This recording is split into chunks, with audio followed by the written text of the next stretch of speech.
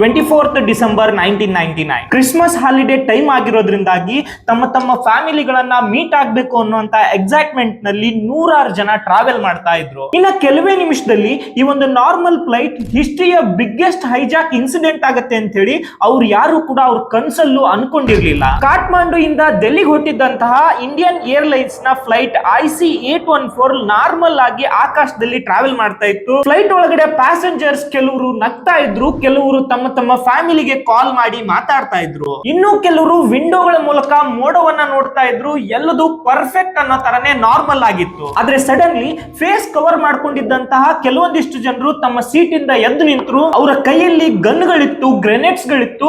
ಕೆಲವೇ second ಗಳಲ್ಲೇನೆ flight ತುಂಬಾ ಜೋರಾದ ಗದ್ದಲ ಸ್ಟಾರ್ಟ್ ಆಗುತ್ತೆ. ಎಲ್ಲರೂ ಪ್ಯಾನಿಕ್ ಆಗ್ತಾರೆ. ಕಂಪ್ಲೀಟ್ ಆಗಿ ಭಯಭೀತವಾದಂತಹ ವಾತಾವರಣ ಕ್ರಿಯೇಟ್ ಆಗುತ್ತೆ. ನೋಡಿ, ಇಲ್ಲಿರುವಂತಹ ಈ 5 ಜನ ಹೈಜಾಕರ್ಸ್ ಪಾಕಿಸ್ತಾನದ Harkat ul Mujahideen Islamic terrorist group ಗೆ ಸಂಬಂಧಪಟ್ಟಂತವರು. ಈ ಫ್ಲೈಟ್ ಈಗ ಕಂಪ್ಲೀಟ್ ಆಗಿ ಅವ್ರ ಕಂಟ್ರೋಲ್ ನಲ್ಲಿ ಇತ್ತು. ಒಂದು ಸೆಕೆಂಡ್ ನಲ್ಲಿ ಹ್ಯಾಪಿ ಜರ್ನಿ ಕಂಪ್ಲೀಟ್ ಟೆನ್ಷನ್ ಆಗಿ ಕನ್ವರ್ಟ್ ಆಗಿತ್ತು. ಮಕ್ಕಳೆಲ್ಲ ಅಳೋಕ್ ಸ್ಟಾರ್ಟ್ ಮಾಡಿದ್ರೆ ಪ್ಯಾಸೆಂಜರ್ಸ್ ಎಲ್ಲರೂ ಶಾಕ್ ಆಗಿ ಕುತ್ಕೊಂಡಿದ್ರು. ಕಾಕ್ಪಿಟ್ ಒಳಗಡೆ ಪೈಲಟ್ಸ್ ಗನ್ ಪಾಯಿಂಟ್ಸ್ ನಲ್ಲಿ ಆ ಒಂದು ಫ್ಲೈಟ್ ನ ಹ್ಯಾಂಡಲ್ ಮಾಡ್ತಾ ಇದ್ರು. ಇದು ಜಸ್ಟ್ ಒಂದು ಹೈಜಾಕ್ ಅಲ್ಲ, ಇಂಡಿಯನ್ ಗವರ್ಮೆಂಟ್, ಸೆವರಲ್ ಕಂಟ್ರೀಸ್ ಮತ್ತೆ ಸಾವಿರಾರು ಫ್ಯಾಮಿಲಿಗಳ ಉಸಿರು ನಿಲ್ಲಿಸುವಂತಹ ಇಂಟರ್ ನ್ಯಾಷನಲ್ ಕ್ರೈಸಿಸ್ ಆಗಿತ್ತು. ಮುಂದಿನ 7 ದಿನ ಈ ಫ್ಲೈಟ್ ಅಮೃತ್ಸರ್, ಲಾಹೋರ್, ದುಬೈ ಮತ್ತು ಅಫ್ಘಾನಿಸ್ತಾನ ಕಂದಹಾರ್ ವರ್ಗು ಕೂಡ ಟ್ರಾವೆಲ್ ಮಾಡುತ್ತೆ. ಡೇ ಬೈ ಡೇ ಪ್ಯಾಸೆಂಜರ್ಸ್ ಗಳ ಆತ್ಮಸ್ಥೈರ್ಯ ಕಡಿಮೆ ಆಗ್ತಾ ಇದ್ರೆ ಈ ಟೆರರಿಸ್ಟ್ ಗಳ ಡಿಮ್ಯಾಂಡ್ ಅನ್ನೋದು ಜಾಸ್ತಿ ಆಗ್ತಾ ಇತ್ತು. ಇಡೀ ಜಗತ್ತು ನ್ಯೂಸ್ ಚಾನೆಲ್ ಗಳ ಮುಂದೆ ಕುತ್ಕೊಂಡು ಈ ಒಂದು ಇನ್ಸಿಡೆಂಟ್ ನ ಲೈವ್ ಆಗಿ ಫಾಲೋ ಮಾಡ್ತಾ ಇದ್ರು.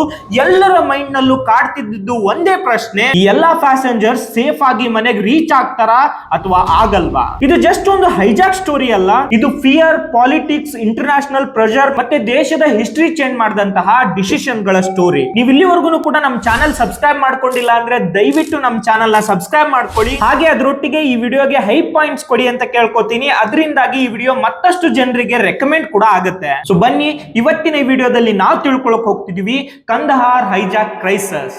Welcome back.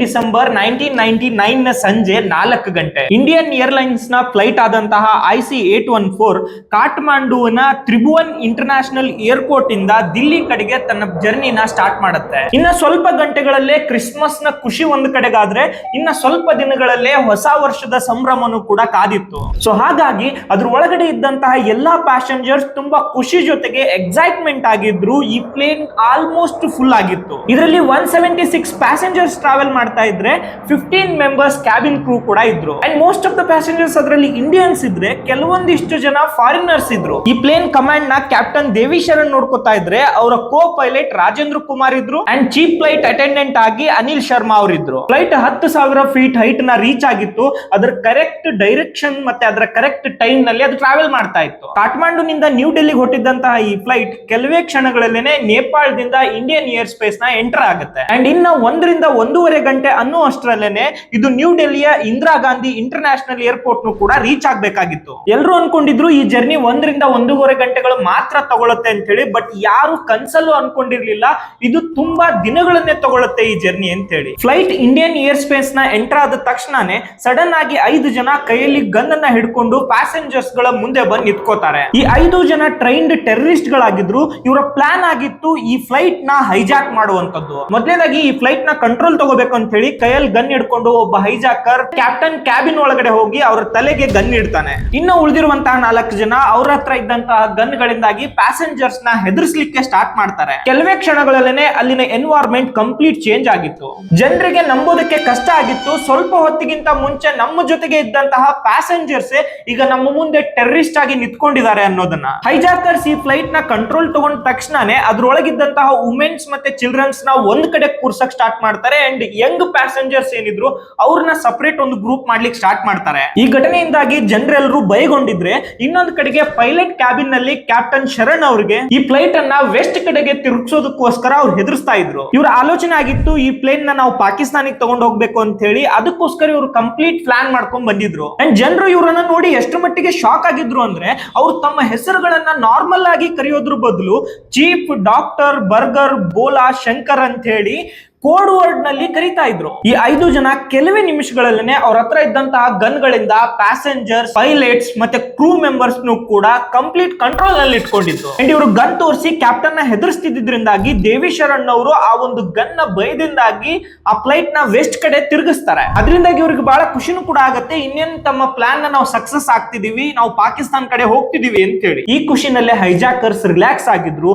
ಇದನ್ನ ಅಡ್ವಾಂಟೇಜ್ ಆಗಿ ತಗೊಂಡಂತಹ ಕ್ಯಾಪ್ಟನ್ ದೇವಿ ಶರ್ಮಾ ಅವರು ಟ್ರಾನ್ಸ್ಪಾಂಡರ್ ಮೂಲಕ ಇಂಡಿಯನ್ ಏರ್ ಟ್ರಾಫಿಕ್ ಕಂಟ್ರೋಲ್ ಗೆ ಈ ಪ್ಲೇನ್ ಹೈಜಾಕ್ ಆಗಿರುವಂತಹ ಇನ್ಫಾರ್ಮೇಶನ್ ನ ಕಳಿಸ್ತಾರೆ. ಈ ತರವಾಗಿ ಮೊದಲನೇ ಬಾರಿ 4 ಗಂಟೆ 40 ನಿಮಿಷಕ್ಕೆ ಇಂಡಿಯನ್ ATC ಅವರಿಗೆ ಗೊತ್ತಾಗುತ್ತೆ ಫ್ಲೈಟ್ IC-814 ಹೈಜಾಕ್ ಆಗಿದೆ ಅಂತ ಹೇಳಿ. ಈ ವಿಷಯ ತಿಳಿದು ATC ಅವರು ತುಂಬಾನೇ ಶಾಕ್ ಆಗಿದ್ರು. ತಡ ಮಾಡದೇನೆ ಅವರು ಸೆಂಟ್ರಲ್ ಗವರ್ಮೆಂಟ್ ನ ಕ್ರೈಸಿಸ್ ಮ್ಯಾನೇಜ್ಮೆಂಟ್ ಗ್ರೂಪ್ ಆದಂತ CMG ಕಂಟ್ರೋಲ್ ರೂಮ್ ಗೆ ಇನ್ಫಾರ್ಮ್ ಮಾಡ್ತಾರೆ ಅಂಡ್ ಪ್ಲೇನ್ ಹೈಜಾಕ್ ಆಗಿರುವಂತಹ ವಿಷಯದ ಬಗ್ಗೆ ತಿಳಿಸ್ತಾರೆ. CMG ನ ಆ ಸಮಯದಲ್ಲಿ ಕ್ಯಾಬಿನೆಟ್ ಸೆಕ್ರೆಟರಿ ಪ್ರಭಾತ್ ಕುಮಾರ್ ಅವರು ಹ್ಯಾಂಡಲ್ ಮಾಡ್ತಾ ಇದ್ರು. ಆದ್ರೆ ಇವರು ಈ ಸಿಚುವೇಶನ್ ನ ತುಂಬಾ ಅರ್ಜೆಂಟ್ ಆಗಿ ತಗೊಂಡು ಯಾವುದೇ ಇಮಿಡಿಯೇಟ್ ಆಕ್ಷನ್ ನ ತಗೊಳ್ಳಿಲ್ಲ. ಅಂಡ್ ಫಾರಿನ್ ಇಂಟೆಲಿಜೆನ್ಸ್ ಬ್ಯೂರೋ ಅವ್ರಿಗಾಗಿರ್ಬೋದು ಅಥವಾ ರಾದ್ ಅವ್ರಿಗಾಗಿರ್ಬೋದು ಇದ್ರ ಇನ್ಫಾರ್ಮೇಶನ್ ಕೂಡ ಕೊಡಲ್ಲ. ಯಾಕೆ ಇನ್ಫಾರ್ಮೇಶನ್ ಕೊಡ್ಲಿಲ್ಲ ಅನ್ನುವಂತ ಪ್ರಶ್ನೆಗೆ CMG ಹೇಳೋದೇನು ಅಂದ್ರೆ, ನೋಡಿ ಅಲ್ಲಿರುವಂತಹ ಹೈಜಾಕರ್ಸ್ ಎಷ್ಟು ಜನ ಇದ್ದಾರೆ, ಅವರ ಡಿಮ್ಯಾಂಡ್ಸ್ ಏನು ಅಂಡ್ ಎಕ್ಸಾಕ್ಟ್ ಆಗಿ ಫ್ಲೈಟ್ ಎಲ್ಲಿದೆ ಅನ್ನುವಂತಹ ಇನ್ಫಾರ್ಮೇಶನ್ ನ ನಾವು ಏವಿಯೇಷನ್ ಡಿಪಾರ್ಟ್ಮೆಂಟ್ ಅವರಿಂದ ಕಲೆಕ್ಟ್ ಮಾಡ್ತಾ ಇದ್ವಿ. ಇದರಲ್ಲಿ ನಮಗೆ ಡಿಲೇ ಆಗಿರೋದ್ರಿಂದಾಗಿ ನಾವು ಅವ್ರಿಗೆ ಇನ್ಫಾರ್ಮ್ ಮಾಡಿಲ್ಲ ಅಂತ ಹೇಳ್ತಾರೆ. ಸೊ ಎಲ್ಲಾ ಕಾರಣಗಳಿಂದಾಗಿ ಫ್ಲೈಟ್ ಒಳಗಡೆಗೆ ಇದ್ರ ಪ್ರಭಾವ ತುಂಬಾನೇ ಕೆಟ್ಟದಾಗಿತ್ತು.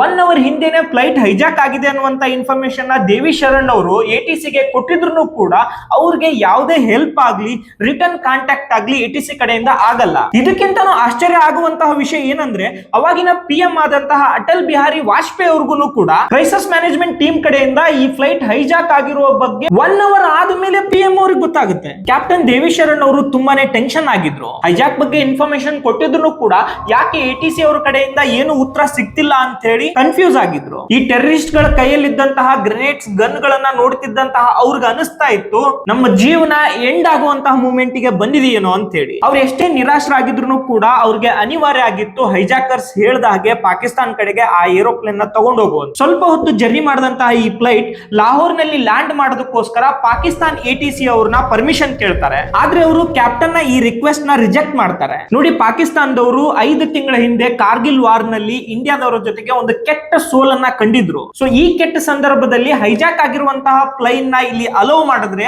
ನಮ್ಮ ಮೇಲೆ ಡೌಟ್ ಬರುತ್ತೇನೋ ಅನ್ನುವಂತಹ ಆಲೋಚನೆ ಅವ್ರದಾಗಿತ್ತು. ಪಾಕಿಸ್ತಾನ್ ATC ಅವರು ಜಸ್ಟ್ ರಿಜೆಕ್ಟ್ ಮಾಡಲ್ಲ, ದೇವಿ ಶರ್ಮಾ ಅವ್ರಿಗೆ ವಾರ್ನಿಂಗ್ ಕೂಡ ಮಾಡ್ತಾರೆ. ಇಫ್ ಇನ್ ಕೇಸ್ ಏನಾದ್ರೂ ನೀವು ಲಾಹೋರ್ ಎಂಟರ್ ಆದ್ರೆ ನಿಮ್ಮ ಪ್ಲೇನ್ ನ ನಾವು ಶೂಟ್ ಮಾಡ್ಬೇಕಾಗತ್ತೆ ಅಂತ ಹೇಳಿ. ನೋಡಿ, ಪಾಕಿಸ್ತಾನದವರ ಈ ಮಾತು ಶರಣ್ ಅವ್ರನ್ನ ಇನ್ನೂ ಕಷ್ಟಕ್ಕೆ ತಳ್ಳಿತ್ತು. ಅವ್ರು ಅನ್ಕೋತಾರೆ ನಾವು ಇಂಡಿಯಾದ ಯಾವ್ದಾದ್ರು ಹತ್ತಿರದಲ್ಲಿರುವಂತಹ ಏರ್ಪೋರ್ಟ್ ನಲ್ಲೇ ಲ್ಯಾಂಡ್ ಮಾಡೋಣ ಅಂತ ಹೇಳಿ. ಬಟ್ ಈ ಒಂದು ವಿಷಯ ಹೈಜಾಕರ್ಸ್ ಗೆ ಯಾವುದೇ ಕಾರಣಕ್ಕೂ ಒಪ್ಪಿಗೆ ಇರ್ಲಿಲ್ಲ. ಅವ್ರಿಗೆ ಭಯ ಇತ್ತು, ನಾವು ಕಷ್ಟಪಟ್ಟು ಮಾಡಿರುವಂತಹ ಪ್ಲಾನ್ ಇಂಡಿಯಾನಲ್ಲಿ ಏನಾದ್ರೂ ಲ್ಯಾಂಡ್ ಆದ್ರೆ ನಮ್ಮನ್ನ ಡೆಫಿನೆಟ್ಲಿ ಫೇಲ್ ಮಾಡ್ಲಾಗತ್ತೆ ಅಂತ ಹೇಳಿ. ಸೊ ಇಲ್ಲಿ ಏನೋ ಡಿಸಿಷನ್ ಫೈನಲ್ ಆಗದೆ ಇರೋದ್ರಿಂದಾಗಿ ಆ ಫ್ಲೈಟ್ ಇಂಡಿಯಾ ಮತ್ತೆ ಪಾಕಿಸ್ತಾನ್ ಬಾರ್ಡರ್ ನಲ್ಲೇನೆ ರೌಂಡ್ ಹೊಡಿಲಿಕ್ಕೆ ಸ್ಟಾರ್ಟ್ ಮಾಡುತ್ತೆ. ಸೊ ಈ ಎಲ್ಲ ಕಾರಣದಿಂದಾಗಿ ಫ್ಲೈಟ್ ಒಳಗಡೆ ಇದ್ದಂತಹ ಫ್ಯೂಲ್ ಕೂಡ ಕಡಿಮೆ ಆಗ್ತಾ ಬರುತ್ತೆ. ಇದರಿಂದ ದೇವಿ ಶರಣ್ ಅವ್ರಿಗೆ ಇನ್ನೊಂದು ಭಯ ಸ್ಟಾರ್ಟ್ ಆಗುತ್ತೆ, ಫ್ಯೂಲ್ ಏನಾದ್ರೂ ಖಾಲಿ ಆದ್ರೆ ನಾವೆಲ್ಲಾದ್ರೂ ಕ್ರಾಶ್ ಲ್ಯಾಂಡಿಂಗ್ ಮಾಡ್ಬೇಕಾಗತ್ತೆ ಅಂತ ಹೇಳಿ. ಇವನ್ ಕ್ಯಾಪ್ಟನ್ ದೇವಿ ಶರ್ಮಾ ಅವರು ಇಂಡಿಯನ್ ATC ನ ಕಾಂಟ್ಯಾಕ್ಟ್ ಮಾಡಿ ಮತ್ತೊಂದು ಬಾರಿ ಇನ್ಫಾರ್ಮ್ ಮಾಡ್ತಾರೆ, ಪಾಕಿಸ್ತಾನ ಲಾಹೋರ್ ನಲ್ಲಿ ನಮಗೆ ಲ್ಯಾಂಡಿಂಗ್ ಪರ್ಮಿಷನ್ ನ ಕೊಡ್ತಾ ಇಲ್ಲ, ದಯವಿಟ್ಟು ಇಂಡಿಯನ್ ಗವರ್ಮೆಂಟ್ ಪಾಕಿಸ್ತಾನ್ ಗವರ್ಮೆಂಟ್ ಅವ್ರ ಜೊತೆಗೆ ಮಾತಾಡಿ ನಮಗೆ ಆದಷ್ಟು ಬೇಗ ಪರ್ಮಿಷನ್ ಕೊಡಿಸಿ. ಯಾಕಂದ್ರೆ ಹೈಜಾಕರ್ಸ್ ಕೂಡ ನಮ್ಮೊಟ್ಟಿಗೆ ತುಂಬಾ ಅಗ್ರೆಸಿವ್ ಆಗಿ ಬಿಹೇವ್ ಮಾಡ್ತಾ ಇದ್ದಾರೆ, ಯಾವ ಟೈಮ್ ನಲ್ಲಿ ಬೇಕಾದ್ರೂ ಅವರು ಪ್ಯಾಸೆಂಜರ್ಸ್ ಗೆ ಪ್ರಾಬ್ಲಮ್ ಮಾಡಬಹುದು ಅಂತ ಹೇಳಿ. ಈ ಮಾತನ್ನ ಕೇಳಿ ಜಸ್ಟ್ ಇಂಡಿಯನ್ ಅಥಾರಿಟಿ ಅಷ್ಟೇ ಅಲ್ದೇನೆ ಇಡೀ ದೇಶವೇ ನಡುಗೋಗಿತ್ತು. ಅಂಡ್ ಈ ನ್ಯೂಸ್ ನಮ್ಮ ದೇಶ ಅಷ್ಟೇ ಅಲ್ದೇನೆ ಇಡೀ ಜಗತ್ತಿನಾದ್ಯಂತ ಒಂದು ದೊಡ್ಡ ಹೆಡ್ಲೈನ್ಸ್ ಆಗಿತ್ತು. ಒಂದು ಕಡೆಗೆ ಇಡೀ ಜಗತ್ತಿನ ಮೀಡಿಯಾದ ದೃಷ್ಟಿ ನಮ್ಮ ಇಂಡಿಯಾದ ಈ ಹೈಜಾಕ್ ಬಗ್ಗೆ ಇದ್ರೆ, ಎಷ್ಟೋ ಜನ ಇಂಡಿಯಾದ ಲೀಡರ್ಸ್ ಗೆ ಮತ್ತೆ ಎಷ್ಟೋ ದೊಡ್ಡ ದೊಡ್ಡ ಆಫೀಸರ್ಸ್ ಗೆ ನಮ್ಮಲ್ಲಿ ಪ್ರಸಾರ ಆಗ್ತಿದ್ದಂತಹ ಅವತ್ತಿನ ನ್ಯೂಸ್ ನೋಡಿ ಗೊತ್ತಾಗುತ್ತೆ ಈ ತರ ಒಂದು ಹೈಜಾಕ್ ಆಗಿದೆ ಅಂತ ಹೇಳಿ. ಕ್ರೈಸಿಸ್ ಮ್ಯಾನೇಜ್ಮೆಂಟ್ ಗ್ರೂಪ್ ನವರು ಬೇಗ ಯಾವ್ದು ಆಕ್ಷನ್ ತಗೊಳ್ಳದೆ ಇರೋದ್ರಿಂದಾಗಿ ಆಲ್ರೆಡಿ ತುಂಬಾ ಲೇಟ್ ಆಗಿತ್ತು. ಯಾವಾಗ 1 by 1 ಈ ಇನ್ಫಾರ್ಮೇಶನ್ ಬಗ್ಗೆ ಇಂಡಿಯಾದ ಅಥಾರಿಟಿಗಳಿಗೆ ಗೊತ್ತಾಗುತ್ತೋ ಸಡನ್ ಆಕ್ಟಿವ್ ಆಗ್ತಾರೆ. 6:30ಗೆ ಇಂಡಿಯನ್ ಹೈಕಮಾಂಡ್ ನವರು ಪಾಕಿಸ್ತಾನದ ಗವರ್ಮೆಂಟ್ ಗೆ ರಿಕ್ವೆಸ್ಟ್ ಮಾಡ್ಕೋತಾರೆ ಲಾಹೋರ್ ನಲ್ಲಿ ಇದನ್ನ ಲ್ಯಾಂಡ್ ಮಾಡೋದಕ್ಕೋಸ್ಕರ. ಆದ್ರೆ ಪಾಕಿಸ್ತಾನ್ ಗವರ್ಮೆಂಟ್ ಇದನ್ನ ಡಿನೈ ಮಾಡುತ್ತೆ. ಮತ್ತೊಂದು ಬಾರಿ ಲಾಹೋರ್ ನಲ್ಲಿ ಲ್ಯಾಂಡ್ ಮಾಡುವಂತಹ ಪ್ಲಾನ್ ವಿಫಲ ಆಗುತ್ತೆ. ಫ್ಲೈಟ್ ಪರ್ಮಿಷನ್ ನ ಎದುರು ನೋಡ್ತಾ ಆಕಾಶದಲ್ಲೇ ಸುತ್ತಾ ಇತ್ತು. ಇದ್ರ ಮಧ್ಯದಲ್ಲಿ ಕ್ಯಾಪ್ಟನ್ ದೇವಿ ಶರಣ್ ಅವ್ರಿಗೆ ಅರ್ಥ ಆಗುತ್ತೆ ಇನ್ನು 1 ಅವರ್ ಮಾತ್ರ ನಾವು ಫ್ಲೈ ಮಾಡುವಷ್ಟು ಇದರಲ್ಲಿ ಫ್ಯೂಲ್ ಬ್ಯಾಲೆನ್ಸ್ ಇದೆ ಅಂತ ಹೇಳಿ. ಇದನ್ನು ನೋಡಿ ಅವರೊಂದು ಪ್ರಯತ್ನ ಮಾಡ್ತಾರೆ, ಅಲ್ಲಿದ್ದಂತ ಹೈಜಾಕರ್ಸ್ ಜೊತೆಗೆ ಮಾತಾಡ್ತಾರೆ.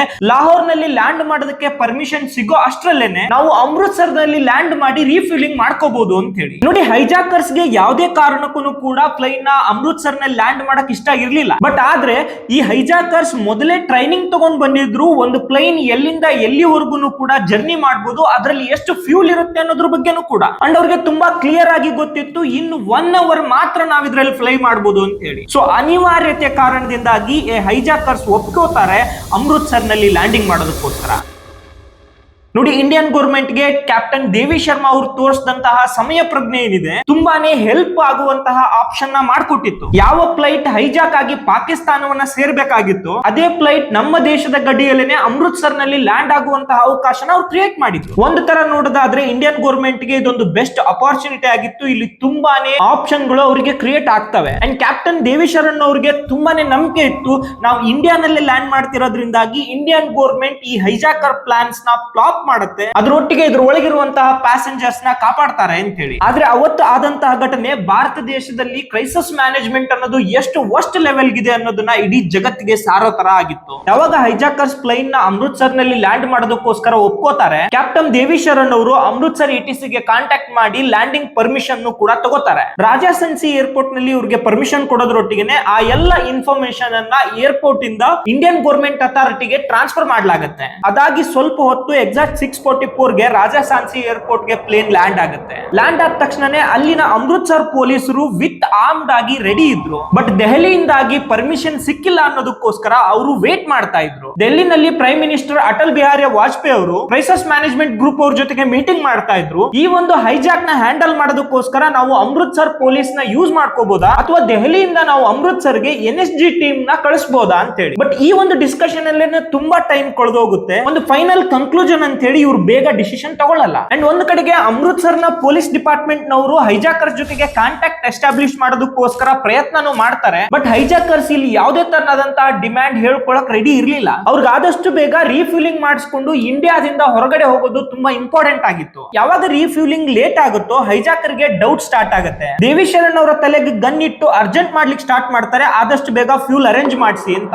ಆದ್ರೆ ದೆಹಲಿಯಿಂದ ಸ್ಟ್ರಾಂಗ್ ಇನ್ಸ್ಟ್ರಕ್ಷನ್ಸ್ ಇತ್ತು, ಯಾವುದೇ ಕಾರಣಕ್ಕೂ ನೀವು ಫ್ಯೂಲ್ ಅವ್ರಿಗೆ ಕೊಡಬೇಡಿ, ರೀಫ್ಯೂಲಿಂಗ್ ನ ನೀವು ಎಷ್ಟಾಗುತ್ತೋ ಅಷ್ಟು ಡಿಲೇ ಮಾಡಿ, ಅಷ್ಟರೊಳಗಡೆನೆ ದೆಹಲಿಯಿಂದ NSG ಕಮಾಂಡೋಸ್ ಟೀಮ್ ಅನ್ನೋದು ರೀಚ್ ಆಗುತ್ತೆ ಅಂತ. NSG ಕಮಾಂಡೋಸ್ ಅಮೃತ್ಸರ್ ನಿಂದ 400 ಕಿಲೋಮೀಟರ್ ದೂರದಲ್ಲಿದ್ರು, ಅವ್ರು ಇನ್ನೂ ಹೊರಟಿರ್ಲೂ ಇಲ್ಲ. ನೋಡ್ತಾ ನೋಡ್ತಾ ಇಲ್ಲಿ ತುಂಬಾ ಸಮಯ ಕಳೆದೋಗುತ್ತೆ, ರೀಫ್ಯೂಲಿಂಗ್ ಕೂಡ ಆಗಿರ್ಲಿಲ್ಲ. ಈ ತರ ಆಗ್ತಿದ್ದಂತಹ ಡಿಲೇ ಇಂದಾಗಿ ಆ ಹೈಜಾಕರ್ ಫ್ರಸ್ಟ್ರೇಷನ್ ಅನ್ನೋದು ಜಾಸ್ತಿ ಆಗುತ್ತೆ. ಅಂಡ್ ಪ್ಲೇನ್ ಒಳಗಡೆ ಇದ್ದಿದ್ದಂತಹ ಜನರನ್ನ ಹೊಡಿಲಿಕ್ಕೂ ಇವ್ರು ಸ್ಟಾರ್ಟ್ ಮಾಡ್ತಾರೆ. ಸತ್ನಾಮ್ ಸಿಂಗ್ ಅನ್ನುವಂತ ಒಬ್ಬ ಪ್ಯಾಸೆಂಜರ್ ನ ಯಾವ ಹಂತಕ್ಕೆ ಇವರೆಲ್ಲ ಹೊಡಿತಾರೆ ಅಂದ್ರೆ ಅದನ್ನ ನೋಡಿದಂತಹ ಎಲ್ಲರೂ ಕೂಡ ಸ್ತಬ್ಧವಾಗಿ ಕೂತಿದ್ರು. ನೆಕ್ಸ್ಟ್ ಹೈಜಾಕರ್ಸ್ ಏನ್ ಹೇಳ್ತಾರೆ ಅದನ್ನ ಮಾತ್ರ ಮಾಡೋದಕ್ಕೆ ಅವ್ರು ರೆಡಿ ಆಗಿದ್ರು. ಸತ್ನಾಮ್ ಸಿಂಗ್ ನ ಹೊಡೆದಿದ್ದನ್ನ ನೋಡಿ ಕ್ಯಾಪ್ಟನ್ ದೇವಿ ಶರಣ್ ಅವರು ಕೂಡ ಶಾಕ್ ಆಗಿ ಹೋಗಿದ್ರು. ಇವನ್ ಅಮೃತ್ಸರ್ ATC ಗೆ ಮತ್ತೊಂದು ಬಾರಿ ರಿಕ್ವೆಸ್ಟ್ ಮಾಡ್ತಾರೆ, ನೀವು ಆದಷ್ಟು ಬೇಗ ಫ್ಯೂಲ್ ನ ಕಳಿಸಿಲ್ಲ ಅಂದ್ರೆ ಇವರು ಒಬ್ಬೊಬ್ಬರನ್ನೇ ಇಲ್ಲಿ ಸಾಯಿಸ್ತಾ ಹೋಗ್ತಾರೆ ಅಂತ ಹೇಳಿ. ಇಂಡಿಯನ್ ಗೌರ್ಮೆಂಟ್ 100% NSG ಕಮಾಂಡೋಸ್ ಮೇಲೆ ಡಿಪೆಂಡ್ ಆಗಿ ವೇಟ್ ಮಾಡ್ತಿದ್ರು. ಬಟ್ ದೆಹಲಿಯಿಂದ ಹೊರಟಿರುವಂತಹ NSG ಕಮಾಂಡೋಸ್ ಅಮೃತ್ಸರ್ ನ ರೀಚ್ ಆಗೋದಕ್ಕೆ ಇನ್ನು ತುಂಬಾ ಟೈಮ್ ಬೇಕು. ಅಲ್ಲಿವರೆಗೂ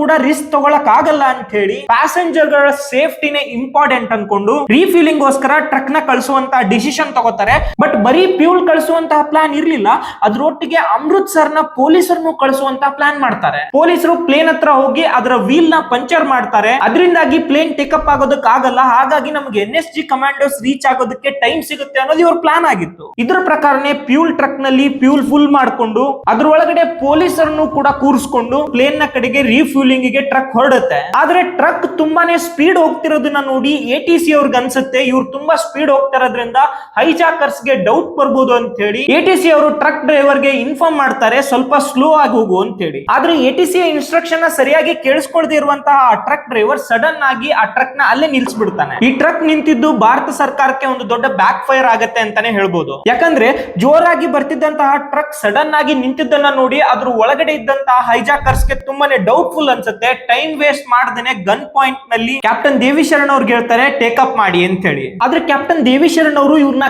ಕನ್ವಿನ್ಸ್ ಮಾಡಿ ಪ್ಲೇನ್ ನ ಇನ್ನೊಂದ್ ಸ್ವಲ್ಪ ಹೊತ್ತು ಅಲ್ಲೇ ವೇಟ್ ಮಾಡಿಸುವಂತಹ ಪ್ರಯತ್ನನೂ ಮಾಡ್ತಾರೆ. ಇದರಿಂದ ಕೋಪ ಕೋಪಗೊಂಡಂತ ಹೈಜಾಕರ್ಸ್ ಪ್ಯಾಸೆಂಜರ್ ಒಳಗಡೆ ಕೂತಿದ್ದಂತಹ ರೂಪಿನ್ ಕತಿಯಾಲ್ ಅನ್ನುವಂತಹ ವ್ಯಕ್ತಿನ ಎಳ್ಕೊಂಡ್ಬಂದು ಆತನ ಕುತ್ತಿಗೆಯನ್ನ ಕೊಯ್ದು ಆತನ ಹೊಟ್ಟೆಗೆ 2-3 ಬಾರಿ ಒಂದು ಚಾಕುವಿನಿಂದ ಇರಿತಾರೆ. 25 ವರ್ಷದ ರೂಪಿನ್ ಕತಿಯಾಲ್ ರೀಸೆಂಟ್ ಆಗಿ ಮದುವೆ ಆಗಿದ್ರು. ಅವ್ರ ಹೆಂಡತಿ ಜೊತೆಗೇನೆ ಈ ಒಂದು ಪ್ಲೇನ್ ನಲ್ಲಿ ಟ್ರಾವೆಲ್ ಮಾಡ್ತಾ ಇದ್ರು. ಆದ್ರೆ ಹೈಜಾಕರ್ ಸ್ಟಾರ್ಟಿಂಗ್ ಅಲ್ಲೇ ಲೇಡೀಸ್ ಮತ್ತೆ ಮಕ್ಕಳನ್ನ ಬೇರೆ ಕಡೆಗೆ ಕೂರಿಸಿದ್ರಿಂದಾಗಿ ಆತನ ಹೆಂಡತಿಗೂ ಕೂಡ ಗೊತ್ತಿರ್ಲಿಲ್ಲ ತನ್ನ ಗಂಡ ರಕ್ತ ಸಿಕ್ತವಾಗಿ ಒದ್ದಾಡ್ತಿದ್ದಾನೆ ಅನ್ನೋದ್ರ ಬಗ್ಗೆ. ಇವ್ರು ಇದನ್ನ ಇಲ್ಲಿಗೆ ನಿಲ್ಸಲ್ಲ, ಮತ್ತಷ್ಟು ಜನರಿಗೆ ಹೊಡಿಲಿಕ್ಕೆ ಸ್ಟಾರ್ಟ್ ಮಾಡ್ತಾರೆ. ಇದನ್ನ ನೋಡಿದಂತಹ ಕ್ಯಾಪ್ಟನ್ ಗೆ ಬೇರೆ ದಾರಿನೇ ಇರ್ಲಿಲ್ಲ. ಅನಿವಾರ್ಯತೆಯಿಂದಾಗಿ ಅಮೃತ್ಸರ್ ನಿಂದ ಫ್ಲೈಟ್ ನ ಟೇಕಪ್ ಮಾಡಬೇಕಾಗತ್ತೆ. 749 ಗೆ ಮತ್ತೊಂದು ಬಾರಿ ಈ ಪ್ಲೇನ್ ಆಕಾಶದಲ್ಲಿತ್ತು.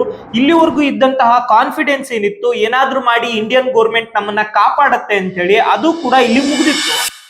ಇಂಡಿಯನ್ ಅಥಾರಿಟಿನಲ್ಲಿ ಒಂದು ಪರ್ಫೆಕ್ಟ್ ಕಮ್ಯುನಿಕೇಶನ್ ಅನ್ನೋದಿದ್ರೆ ಯಾವಾಗ ಈ ಹೈಜಾಕ್ ಇನ್ಫಾರ್ಮೇಶನ್ ಅನ್ನೋದು ATC ಗೊತ್ತಾಗಿತ್ತು, ಅವಾಗ್ಲೇ NSG ಕಮಾಂಡೋಸ್ ನ ರೆಡಿ ಆಗಿಟ್ಟಿದ್ರೆ ಮೇ ಬಿ ಈ ಪ್ಲೇನ್ ನ ಲಾಸ್ಟ್ ಲೊಕೇಶನ್ ಅನ್ನೋದು ಅಮೃತ್ಸರ ಆಗಿರ್ತಿತ್ತು ಅನ್ಸುತ್ತೆ. ಆದ್ರೆ ಇಷ್ಟೊತ್ತಿಗೆ ಆಲ್ರೆಡಿ ತುಂಬಾನೇ ಟೈಮ್ ಆಗೋಗಿತ್ತು. ಅಂಡ್ ಇದರೊಟ್ಟಿಗೆ NSG ಕಮಾಂಡೋಸ್ ಕೂಡ ತುಂಬಾ ಲೇಟ್ ಆಗಿ ರೀಚ್ ಆಗೋದಕ್ಕೋಸ್ಕರನು ತುಂಬಾ ಥಿಯರಿಗಳನ್ನ ಹೇಳಲಾಗುತ್ತೆ. ಅದರಲ್ಲಿ ಒಂದೇನಂದ್ರೆ ಹೈಜಾಕ್ ಆಗಿರುವಂತಹ ಪ್ಲೇನ್ ನಲ್ಲಿ ರಾನ್ ಆಫೀಸರ್ ಆದಂತಹ ಶಶಿಭೂಷಣ್ ಸಿಂಗ್ ತಾಮೂರ್ ಅನ್ನೋರು ಇದ್ರು ಅಂತ ಹೇಳಿ. ಈ ರಾ ಏಜೆಂಟ್ ಏನಿದ್ದಾರೆ ಆಗಿನ ಪ್ರೈಮ್ ಮಿನಿಸ್ಟರ್ ಆದಂತಹ ಅಟಲ್ ಬಿಹಾರಿ ವಾಜಪೇಯಿ ಅವರ ಕ್ಯಾಬಿನೆಟ್ ಸೆಕ್ರೆಟರಿ NK ಸಿಂಗ್ ಅವರ ಬ್ರದರ್ ಇನ್ ಲಾ ಅಂತ ಹೇಳಲಾಗುತ್ತೆ. ಸೊ ಎಲ್ಲಿ NSG ಕಮಾಂಡೋಸ್ ರೀಚ್ ಆಗಿ ಆಕ್ಷನ್ ಗಿಳಿದ್ರೆ ಅದರಿಂದಾಗಿ ಒಳಗಡೆ ಇರುವಂತಹ ಪ್ಯಾಸೆಂಜರ್ಸ್ ಕೂಡ ಪ್ರಾಬ್ಲಮ್ ಆಗ್ಬಹುದು. ಸೊ ಆ ರಿಸ್ಕ್ ತಗೊಳಕ್ ಆಗಲ್ಲ ಅಂತ ಹೇಳಿ ಬೇಕು ಅಂತಾನೆ NSG ಕಮಾಂಡೋಸ್ ನ ರೀಚ್ ಆಗೋದನ್ನ ಡಿಲೇ ಮಾಡಲಾಗಿದೆ ಅಂತಾನು ಕೂಡ ಹೇಳಲಾಗುತ್ತೆ. ಬಟ್ ಕಾರಣ ಏನೇ ಇರಬಹುದು, ಈಗ ಅಮೃತ್ಸರ್ ನಿಂದ ಫ್ಲೈಟ್ ಅನ್ನು ಟೇಕಪ್ ಆಗಿತ್ತು. ಮತ್ತೊಂದು ಬಾರಿ ಲಾಹೋರ್ ನತ್ತ ಹೋದಂತಹ ದೇವಿ ಶರಣ್ ಅವರು ಅಲ್ಲಿನ ATC ಗೆ ರಿಕ್ವೆಸ್ಟ್ ಕೂಡ ಮಾಡ್ತಾರೆ,